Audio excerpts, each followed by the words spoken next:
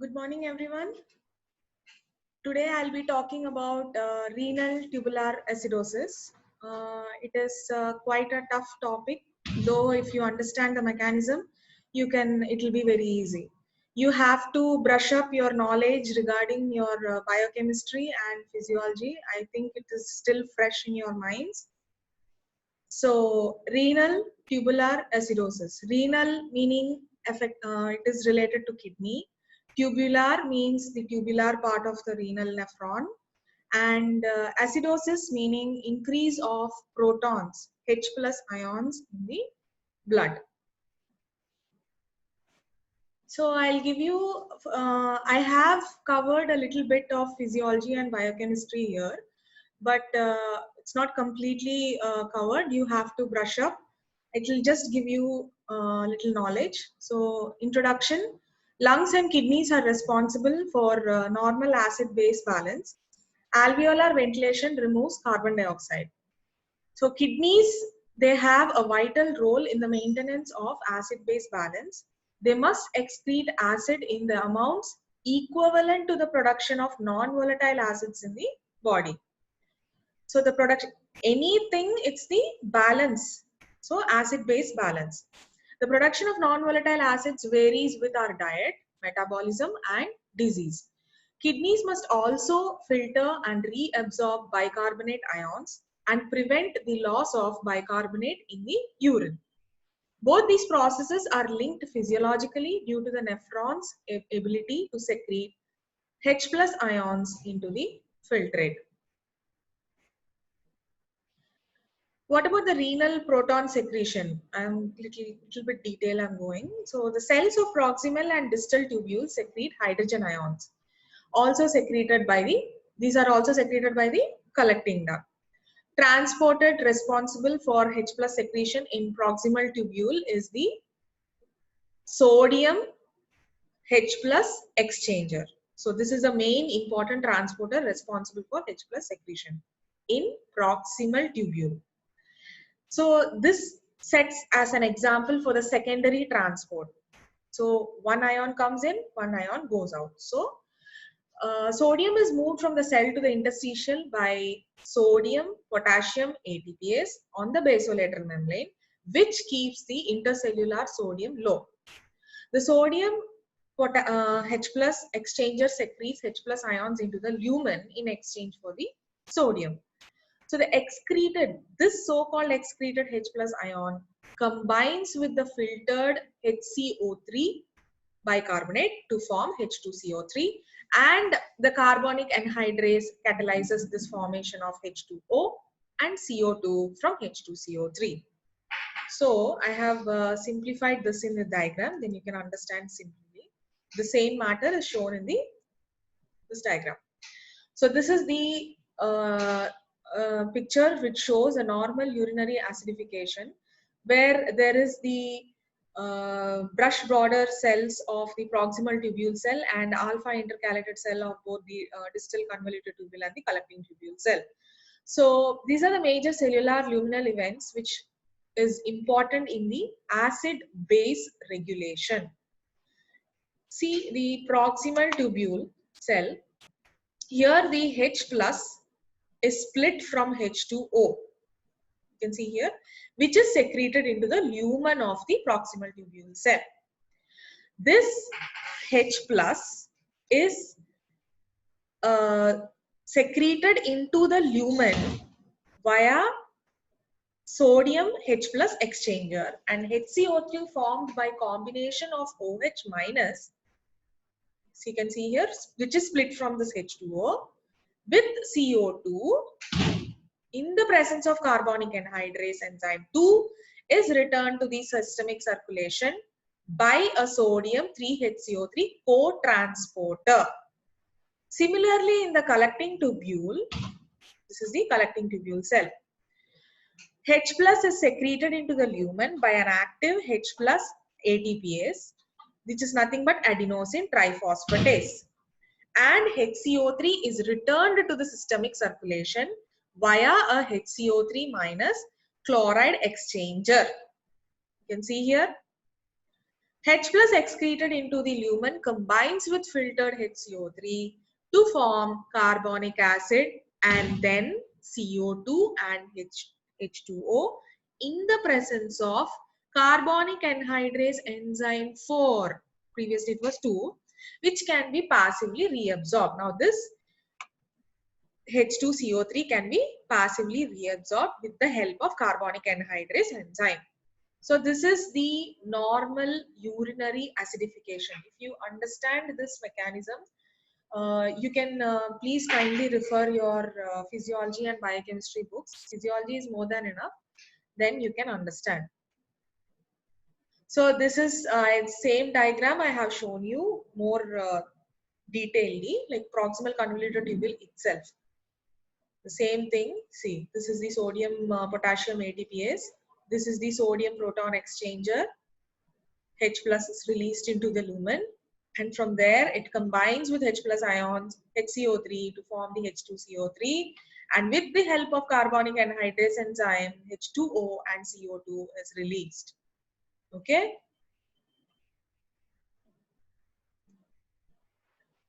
Coming to a briefing of the renal physiology, see this diagram shows, this is the diagram of a single nephron. So there are multiple nephrons in the I hope you remember the anatomy of kidney. It contains a capsule. When you cut the cortical section of a kidney, it consists of a capsule, and inside that there is a cortex. Inside cortex there is a medulla, and medulla consists of the papillae and the pyramids in the form. So in this junction of corticomedullary or the cortex, this so-called nephron is placed. Understood? So, and the medulla consists of the papillary part of the renal cortex, hilum, okay, which enters, and there it enters into the ureter. It leads into the ureter. So it's a brief anatomy. And the hilum consists of the renal artery, the renal vein, and the nerve. I hope you remember everything, or you can refer and then you can come back to this topic. So renal physiology wise, this nephron consists of this glomerulus. This is known as the glomerulus with the glomerular capsule with the afferent and efferent arteriole. Okay, afferent is the entering one and efferent is the leaving one. And this portion of the tubule is the proximal convoluted tubule. And this is known as loop of Henle. And this is the ascending limb, descending limb, and this is the ascending limb. And this leads into the next portion of the tubule, that is nothing but the distal convoluted tubule. And this leads into ultimately the collecting duct. Okay. So this diagram shows the generalized tubular reabsorption as well as the secretion into the urine as well as the serum, that is blood. So here in the proximal convoluted tubule, and this portion is the secreted part. The arrow showing outside is the secreted part. So this following glucose, amino acids, protein, vitamins, lactate, urea, uric acid are excreted, okay, or secreted.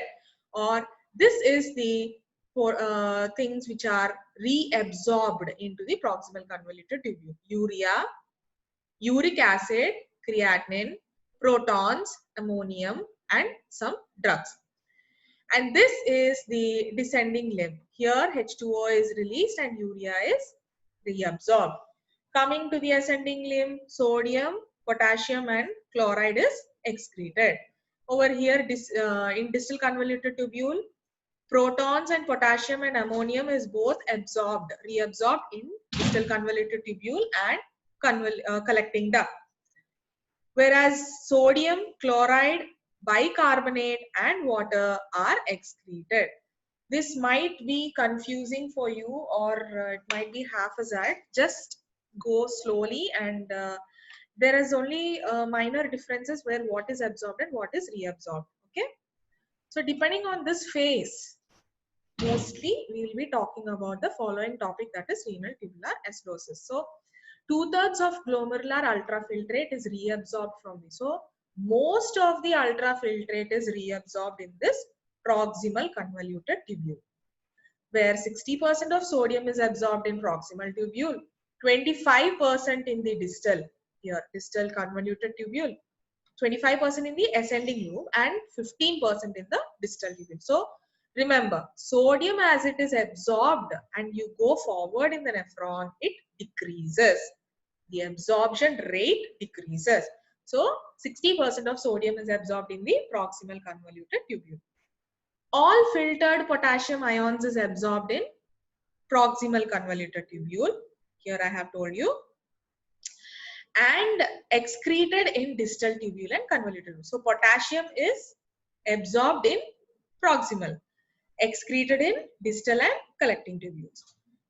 Proton excretion occurs in early parts of proximal tubule and distal tubule. Calcium reabsorption occurs in parallel with sodium reabsorption. Okay. Potassium H+ ion excretion and sodium reabsorption is stimulated by an enzyme known as, not enzyme, a hormone, aldosterone. This mechanism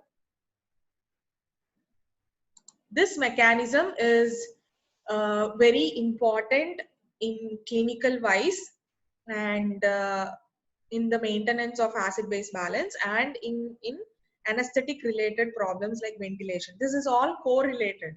So here aldosterone, that main mechanism is known as RAS. I hope you know what it is. Okay.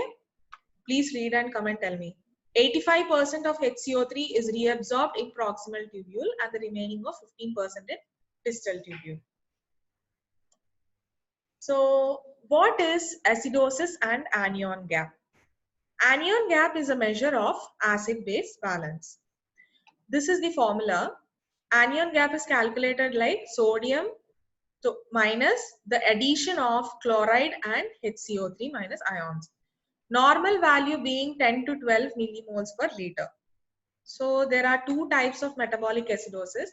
Acidosis meaning increase of proton ions in the body. So acidosis is of two types. As I told you before, lungs and kidneys are the main vital role in our body to maintain the acid-base buffer system. Okay. So acidosis and alkalosis meaning pH less than or more than.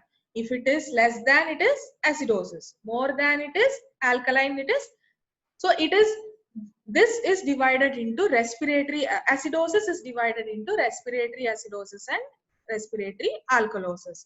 Metabolic is systemic, that is metabolic acidosis and metabolic alkalosis. So we are talking about the renal tubular acidosis, which is part and parcel of metabolic acidosis.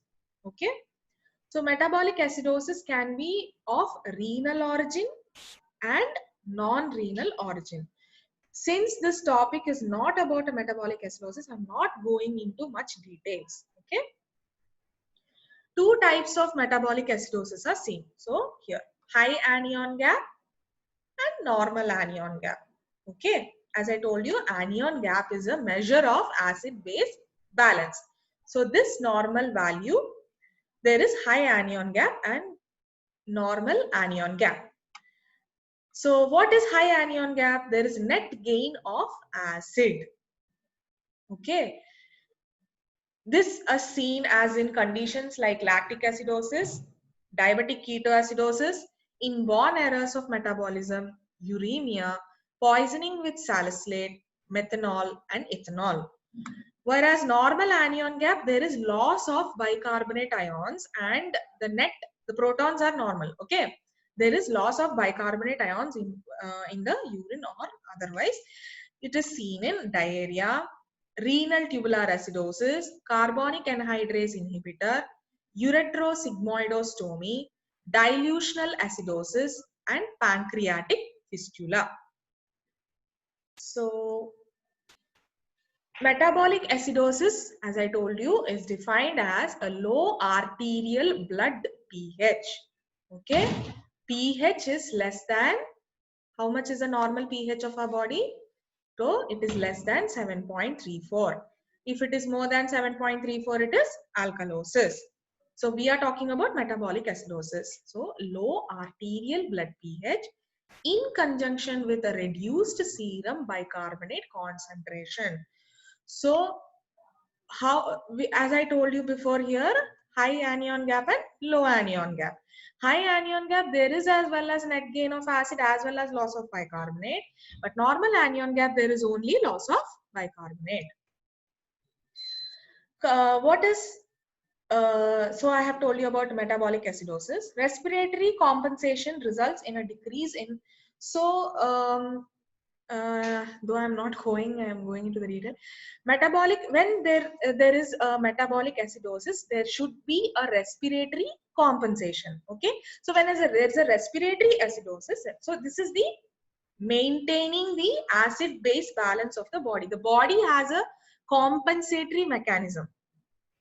If the threshold of this compensatory mechanism crosses, then we require external compensatory mechanisms, that is ventilator or other measures. Okay, so here I'm talking about the physiological or the normal compensation. Okay, so when there is a metabolic acidosis, respiratory compensation results in a decrease in arterial carbon dioxide.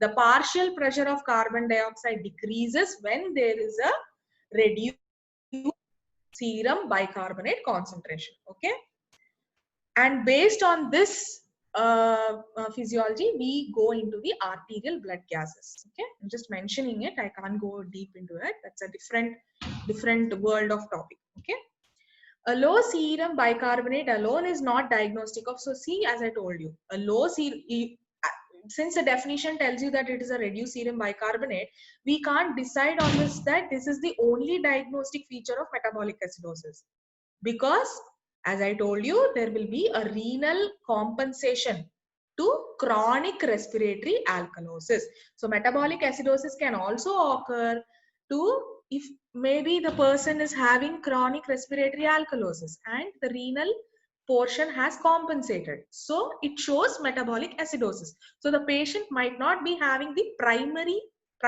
metabolic acidosis. Okay, I hope you are understanding. Measurement of the arterial pH differentiates between these two possibilities. So how do you realize that it is because of the renal or the respiratory mechanism in the body, which is the, you have to decide where the path is. So this is measured by arterial pH. How do you measure that? That is by arterial blood gases. The blood sample is removed from this arterial vein or the femoral artery. So how do you approach a patient with metabolic acidosis? I'm repeatedly telling you, I'm not talking about metabolic acidosis. I mean, the topic is not, but I have to brief about this so that you can understand what is renal tubular acidosis. Okay. So metabolic acidosis, if there is increased protons, you have to see whether there is increased protons here, the first flowchart. Okay. Increased protons or decreased partial pressure or the normal, decreased or normal partial pressure of carbon dioxide. So you have to decide whether it is due to renal failure or diabetes mellitus, or increased poisoning, that is salicylate, paracetamol and ethanol. Or, and after that, if you couldn't decide, measure chloride and you have to calculate the anion gap. You remember the formula of sodium plus or sodium minus, it is sodium minus addition of chloride and HCO3 ions. So after measuring the anion gap, if there is increased anion gap, you have to measure the plasma lactate. If there is normal or decreased anion gap, it is hyperchloremic acidosis. Okay. So here in increased anion gap, after measuring plasma lactate, if it is increased, then it could be due to hypoperfusion, ethanol, methanol, poisoning, ethylene glycol, salicylate, paracetamol. These all are poisonings. Congenital or acquired lactic acidosis. What if the plasma lactate is normal or decreased? It is alcoholic related, ketoacidosis, or rhabdomyolysis. Coming to the normal or decreased anion gap, that is, as I told you, it is hyperchloremic acidosis. Here you have to check whether the potassium is increased or decreased or normal. If it is potassium increased, it is early renal failure or hypoaldosteronism, or it could be some acid ingestion poisoning or hyperalimentation. What about this? Potassium being normal or decreased and it is hyperchloremia. Then it is renal tubular acidosis. It could be renal tubular damage, other causes, yeah, urine diversion into gut, treated diabetic ketoacidosis. Okay. So coming into the main topic, that is renal tubular acidosis. The term renal tubular acidosis is a disease state which is characterized by, so you have seen in this table, normal anion gap. See, the normal anion gap with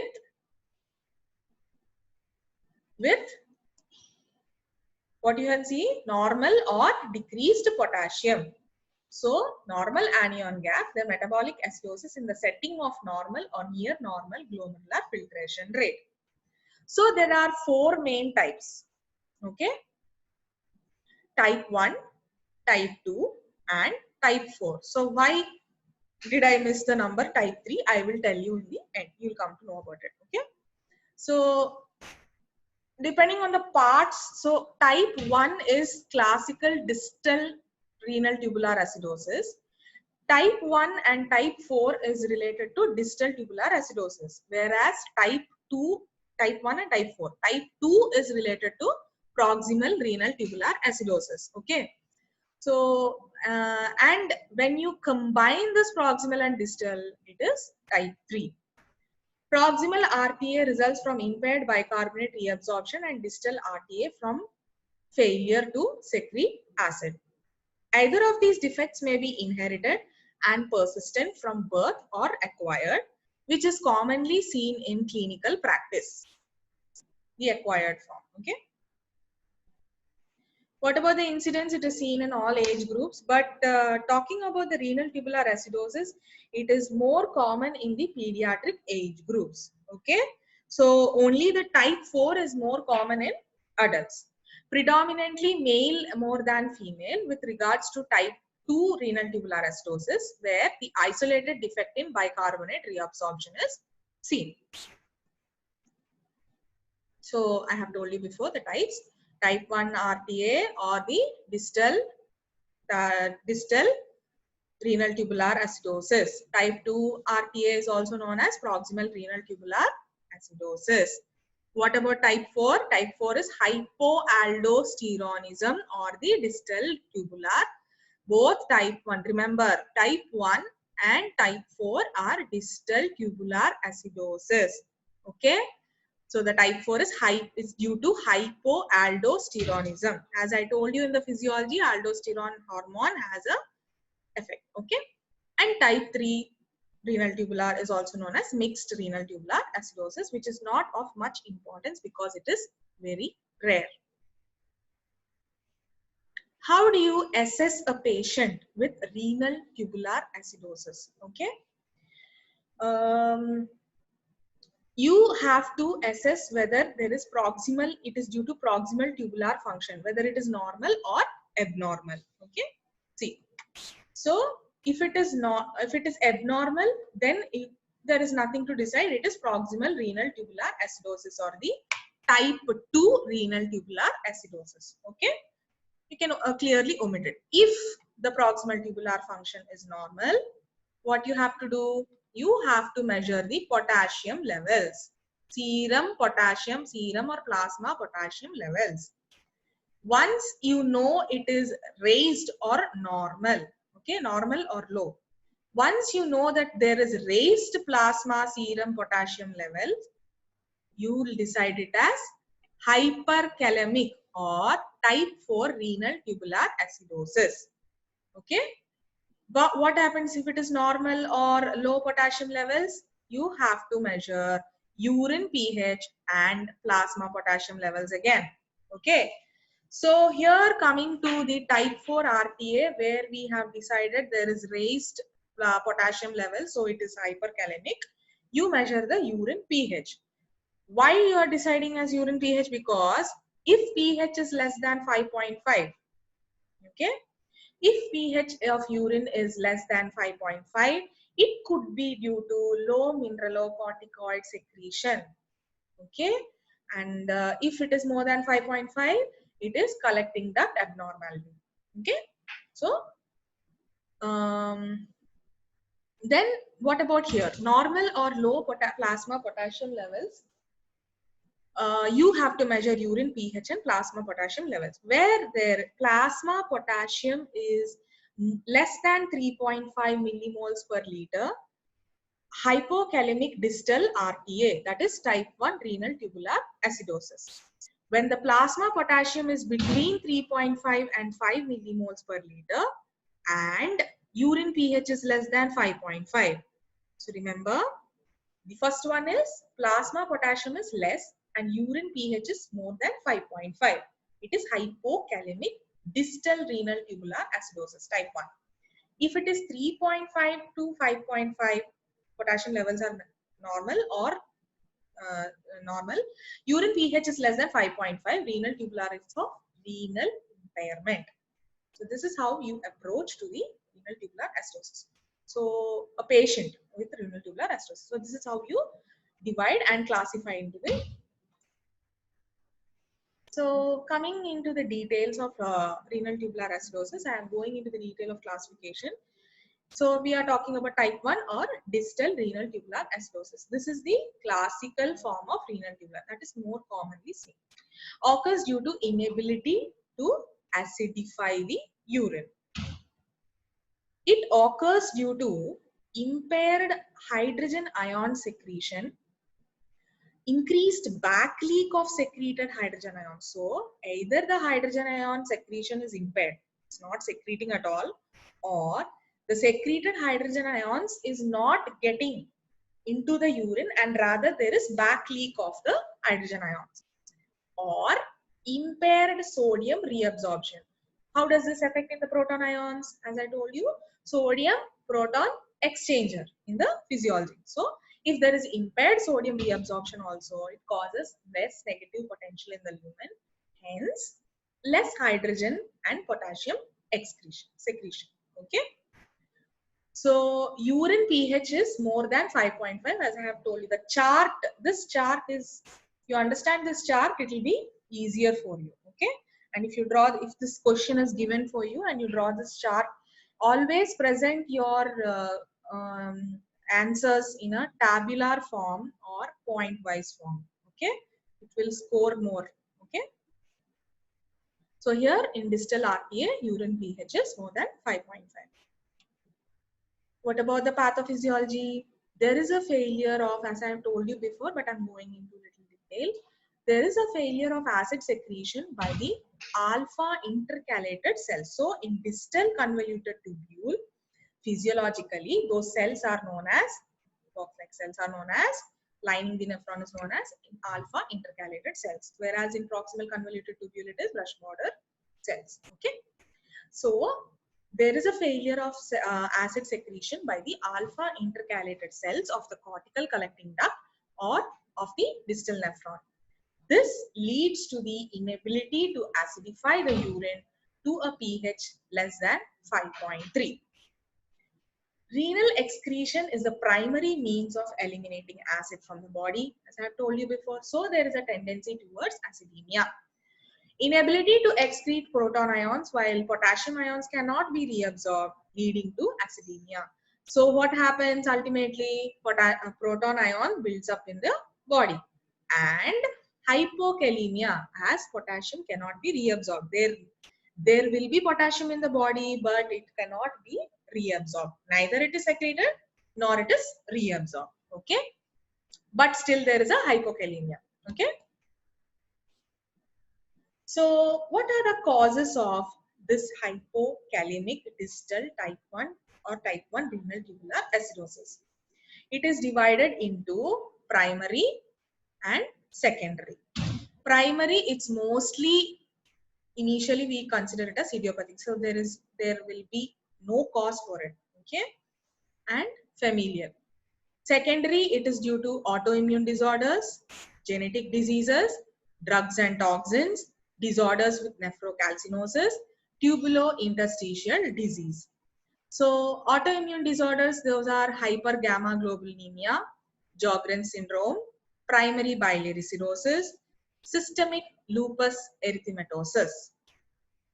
What about genetic diseases? There is autosomal dominant renal tubular acidosis, autosomal recessive renal tubular acidosis, autosomal recessive with progressive nerve deafness. So autosomal dominant, this is not much important for you in the UG level. You don't need to go into the details. Just remember the causes and write, okay? So this might be asked for you in your PG entrance examinations, okay? So autosomal dominant RTA is due to anion exchanger 1 defect. So we are going into the details of the physiology, okay? And autosomal recessive RTA. Just remember these names, okay? Autosomal recessive RTA is due to H plus ATPase A4 subunit. Lack of that subunit, that enzyme, okay? Autosomal recessive with progressive nerve deafness is due to H plus ATPase B1 subunit, okay? Drugs and toxins like amphotericin B, toluene, and also lithium also I have not added over here. So what does these drugs do? So the alpha intercalated cells are there. So I'll show you the diagram of PCT. Okay. So what does these drugs do? Okay. So even if it is PCT or the DCT, I'm showing in PCT. Imagine this is a cell of DCT. Okay. So this border is there between the interstitium and the tubular form. The drugs like amphotericin, toluene, or lithium, they cause a break. Imagine there is a break in this membrane, okay, over here. So they increase the permeability of the H plus ions. So rather than staying in the tubular, it keeps on secreting, okay. So that is what happens with the drugs.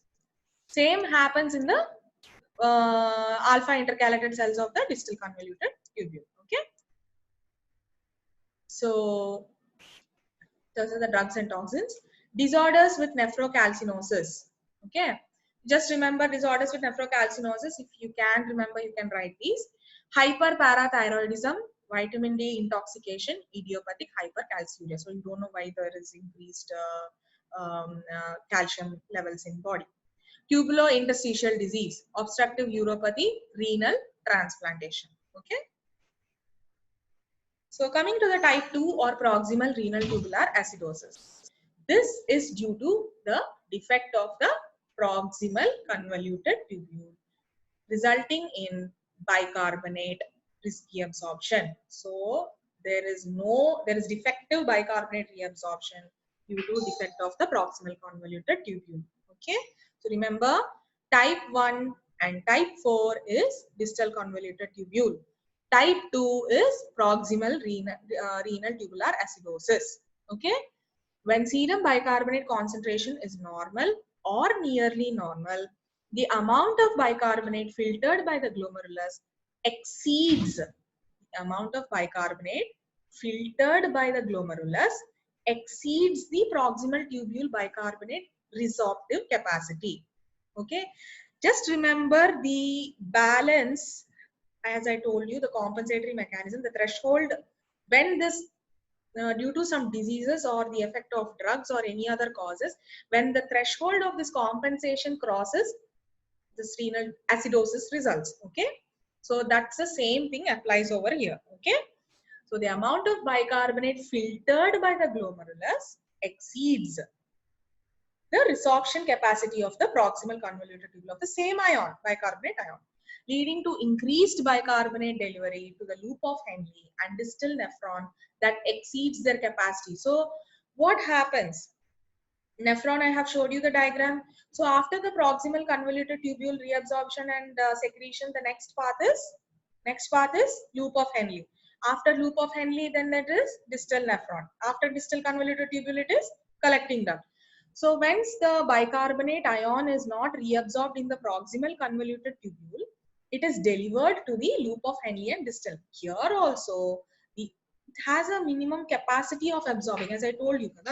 60% of sodium, that percentages I have told you. So similarly, the distal convoluted, everything has its own capacity. So this exceeds to reabsorb bicarbonate. So again the bicarbonate is left over. Okay. As a result, some filtered bicarbonate appears in the urine. The net effect is that serum bicarbonate ion decreases. Okay. So nothing is reabsorbed over here in PCT, in DCT, or in collecting duct. So it ultimately goes into the urine. Eventually, the filtered bicarbonate load decreases to the point at which, so there is another threshold I'm talking about here. Okay. It decreases, at which the proximal tubule, now it is able to reabsorb sufficient filtered bicarbonate, that their bicarbonate load to the loop. Now what happens? The threshold point has reached where proximal tubule can absorb. Then there is no bicarbonate load for the next portion, loop of Henle or distal convoluted tubule, to absorb. Okay, are you understanding? Okay. When this occurs, there is no further bicarbonate loss in the urine. So there is initially there will be no absorption by proximal convoluted tubule, and there is no release of bicarbonate ion into the urine. Then the threshold is reached where the PCT can absorb, and there is no leftover bicarbonate ions for DCT and collecting tubule to either reabsorb and secrete in the urine. So there this occurs, there is no further bicarbonate lost in the urine. Now the net acid secretion normalizes. Okay. Then new steady state serum bicarbonate develops, although at a lower than normal level. So that is how, though there is bicarbonate ion reabsorption defect, the net acid will be balanced and the serum will be showing normal bicarbonate ion. Okay. So coming to the causes of proximal type 2 renal tubular acidosis, you have to divide it as not associated with Fanconi syndrome, associated with Fanconi syndrome. So what is the importance of Fanconi syndrome? It is the genetic disorder where the proximal convoluted tubule is affected, resulting in renal tubular acidosis along with other factors. So the physiological or the normal proximal convoluted tubule defect of renal tubular acidosis is sometimes conjunctively presenting with this Fanconi syndrome. Fanconi syndrome, I will be discussing it later. I'll just give you brief points. It is more important 4 marks question in pediatrics. Okay. So what are the not associated with Fanconi syndrome? PTA, RTA, PRTA type, sporadic and familial. And it also can be caused due to disorder of carbonic anhydrase enzyme, which is present on the basolateral membrane of the brush border cells of PCT. So drugs like acetazolamide, sulfanolamide, topiramate, this is also the same action. Okay, drugs increases the permeability of the membrane, so the H plus ions are more secreted. Okay, carbonic anhydrase 2 deficiency. Okay. What are the other causes? Like the second category is associated with Fanconi syndrome. It can be selective or sporadic. Okay, selective meaning no systemic disease will be present. What about familial? Familial is the genetic part, that is autosomal recessive proximal RTA with ocular abnormalities, autosomal recessive proximal RTA with osteopetrosis and cerebral calcification. Okay, generalized genetic disorders, generalized there is systemic disorder present. Genetic disorders like cystinosis, Wilson's disease, hereditary fructose intolerance, Lowe syndrome, metachromatic leukodystrophy. This Lowe syndrome and metachromatic leukodystrophy is also a part and parcel of Fanconi syndrome, as I have told you. It is also given as a question in pediatrics. Okay. Dysproteinemic states, that is myeloma kidney or light chain deposition disease. Hyperparathyroidism, it can be primary or secondary. Drugs and toxins, that is tetracycline, ifosfamide, gentamicin, streptozotocin, lead, cadmium, mercury. Tubulointerstitial disease, that is post-transplantation rejection, Balkan nephropathy, medullary cystic disease. Others like bone fibroma, osteopetrosis, and paroxysmal nocturnal hemoglobinuria. So, type 4 or hyperkalemic distal renal tubular acidosis. As I have told you, type 4, it is hyperkalemic. It is characterized by the distal nephron dysfunction resulting in impaired renal excretion of both protons as well as potassium and causing hyperchloremic. You remember the flow chart, the approach of renal tubular acidosis. Okay, hyperchloremic, normal anion gap acidosis, and there is hyperkalemia. These points, these 4 points is important: hyperchloremic, normal anion gap, acidosis, hyperkalemia. Okay. Type 4 renal tubular acidosis occurs most frequently with mild to moderate impairment in renal function. However, the magnitude of hyperkalemia and acidosis is disproportionately severe for the observed glomerular filtration rate. So the type 4 renal tubular acidosis is a much more common form of, as I told you, and it is particularly seen in adults. Okay. Hyperkalemic distal RTA results from deficient circulating aldosterone hormone, or there should be an abnormality in the cortical part of the collecting duct. Okay. Excuse me. Abnormal cortical collecting duct function, or it can be related to hyperkalemia, simply hyperkalemia. In either case, a defect in distal proton secretion develops. Whatever it is, the main problem with the type 4 RTA is a defect in distal proton secretion is develops. Okay. So the first point, these 4 points are important: hyperchloremic, normal anion gap, acidosis, hyperkalemia. Okay. What are the causes of hyperkalemic DRTA? Distal renal tubular acidosis. It is, as I told you in that flow chart, the approach that protons decrease or increase, and depending on the urine pH, we divide it as mineralocorticoid deficiency. I hope you are remembering it. Mineralocorticoid deficiency and abnormal cortical collecting duct. So the causes of distal RTA is divided like that. So mineralocorticoid deficiency, it could be low renin, low aldosterone. See, in second class we see like this. Okay, low renin, low aldosterone. Both aldosterone deficiency is there. Okay, so low aldosterone, low renin, and it could be high renin cause. Okay, low renin and low aldosterone, there is diabetes mellitus. Drugs like NSAIDs, non-steroidal anti-inflammatory drugs, cyclosporin, tacrolimus, beta blockers. What about high renin, low aldosterone? Adrenal destruction, congenital enzyme defects, drugs like ACE inhibitors, that's nothing but angiotensin converting enzyme,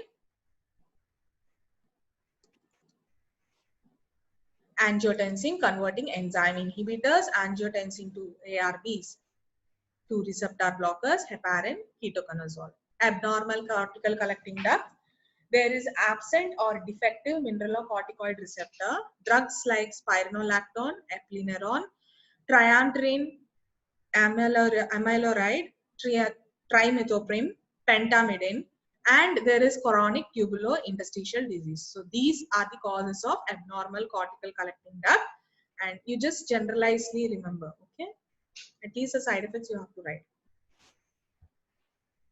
So as I told you before, in type 4 renal tubular acidosis, we based on the urine pH, we divided it into whether it is mineralocorticoid deficiency cause or the cortical. So this table itself just a bigger variety of that tabular form.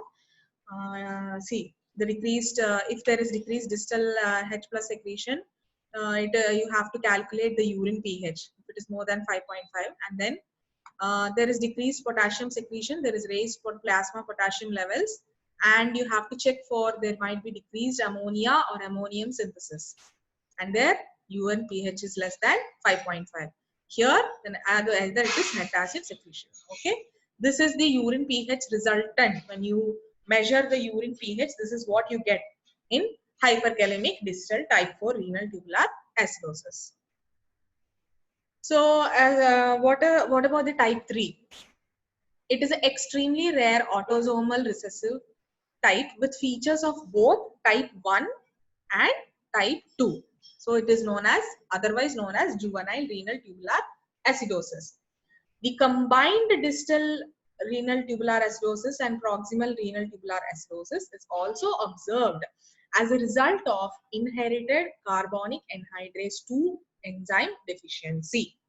Okay, mutations in the gene encoding this enzyme gives rise to an autosomal recessive syndrome of osteoporosis, renal tubular acidosis, cerebral calcification, and mental retardation. So along with renal tubular acidosis, there are other three in type 3 RTA, that is osteoporosis, cerebral calcification, and mental retardation. Okay. Coming to Fanconi syndrome. Although rare, it may be primary and isolated. Proximal renal tubular acidosis, as I told you, occurs as a component of the global proximal tubular dysfunction of Fanconi syndrome. What is it characterized by? Low molecular, this is important. This is characterized by low molecular weight proteinuria, glycosuria, phosphaturia, aminoaciduria, and proximal renal tubular acidosis. So proteins are lost, glucose is lost. See, proteins are lost, glucose is lost, phosphates are lost, and amino acids are lost. Where? Into the urine. And there is proximal renal tubular acidosis also. So remember, these are the characteristic features of the so-called Fanconi syndrome. Okay. So I'm again repeating it. It is more important in pediatrics. Patients with primary Fanconi syndrome have additional symptoms secondary to phosphate wasting, such as rickets. So this is also rickets associated renal tubular acidosis. Okay. Excuse me. Those with systemic diseases present with additional signs and symptoms specific to their underlying disease. So here, what is it? What can you see? A non-anion gap metabolic acidosis is present. This is already discussed. Mostly, these are the features of the proximal renal tubular acidosis. Okay. So coming to the diagnosis of the whole renal tubular acidosis, as in whole, it applies to every type. First, you collect the history of the patient, and this is often asymptomatic in the case of type 4 distal, especially in the case of type 4 distal renal tubular acidosis. Failure to thrive is seen in children. Okay, anorexia, nausea, vomiting, polyuria, and weakness. This is all you collect the in the history where symptoms are presented by the patient. Okay. Polyuria, weakness due to hypokalemia, rickets is seen in children, osteomalacia in adults, constipation, and polydipsia. So how do you collect what is the laboratory diagnosis? How do you collect what all laboratory reports? So mainly because it is potassium and it is related to the electrolytes, you have to collect serum electrolytes. The other one is plasma anion gap. How do you calculate the anion gap? As I told you, it is through the arterial blood gases, and arterial blood is collected from here as well as the femoral artery. Okay. So the others are the blood urea nitrogen and creatinine, which is usually normal. Okay. Urine pH you calculate the urine pH, and alkaline, it's mostly alkaline more than 5.5. Urine culture, why urine culture? To rule out UTI. So there might be associated urine tract infection along with this RTA. Urine calcium also you can calculate, high in type 1 and normal in type 2. So it is important, more important in type 1 RTA. What about renal ultrasound? How does it help? It helps us to identify any structural abnormalities, such as I have told you before, anatomical causes, okay? Just brush it up, okay? Obstructive uropathies, okay? So this is revealed by renal ultrasound, as well as to determine the presence of nephrocalcinosis if the complications arise, or the associated symptom or the cause, okay? So how do you differentiate? This is a tabular form, a generalized form for you to just brush it up. And how do you differentiate renal tubular acidosis on the basis of the laboratory diagnosis? Type 1, type 2, type 4. See, initially we have told you serum electrolytes, where serum potassium is low in type 1 and type 2. Type 4, remember the name? Hyperkalemic. Okay, so it is high in type 4. I hope you're following with me. Okay, renal function, it is normal or near normal in both type 1 and type 2. Type 4, you see the stage 3, stage 4 or end stage renal disease. These are the stages of chronic kidney disease. Okay, so you see the last 3 stages in the type 4, but it is normal or near normal in type 1 and type 2. Coming to the third factor, urine pH during acidosis. It is very high in type 1, low in type 2, and it can be low or high in type 4. Varies. Okay, I have showed you the tabular form. Serum bicarbonate ions, that is millimoles per liter. It is between 10 to 20 in type 1, 16 to 18 in type 2, and 16 to 22 in type 4. Urine citrate, it is not that important, but you have to measure. It is high in type 2 and low in type 1 and type 4. Fanconi syndrome, it is only seen in type 2. Okay, may be present, that is associated or not associated. Okay. Coming to the treatment of renal tubular acidosis in general, you have to correct the acidemia with oral sodium bicarbonate, sodium citrate or potassium citrate. What does it do? This will reverse the bone demineralization. Hypokalemia and urinary stone formation along with nephrocalcinosis. Okay, I have told you these are the complications I'll discuss it. So these are the possible associated symptoms or the complications of renal tubular acidosis. How do you treat it? With potassium citrate. Okay. Patients with proximal renal tubular acidosis often require large quantities of bicarbonate, that is up to 20 milliequivalents. Sorry, the wrong typing. Milliequivalents per kg per 24 hour in the form of sodium bicarbonate or sodium citrate solution. Okay, it's either sodium bicarbonate or sodium citrate. 20 milliequivalents per kg per 24 hour. The base requirement for distal RTA is generally 2 to 4 milliequivalents per kg per 24 hours. Okay. So Fanconi syndrome requires phosphate supplementation because there is phosphaturia. You remember the 4 symptoms, okay? Patients with distal RTA should be monitored for the development of hypercalciuria, symptomatic hypercalciuria. Nephrocalcinosis requires thiazide diuretics, okay, to decrease urine calcium excretion. Thiazide diuretics. Patients with type 4 RTA require chronic treatment for hyperkalemia with sodium potassium exchange resin. Now this is a new thing, sodium potassium exchange resin, which is also known as kayixalate. Okay. Proximal RTA is treated with both bicarbonate and phosphate supplements to heal bone disease, as I have told you before, because if it is associated with Fanconi syndrome, there might be phosphaturia. So phosphate supplementation is important. Okay. If phosphate supplementation is not there, the following, what will happen?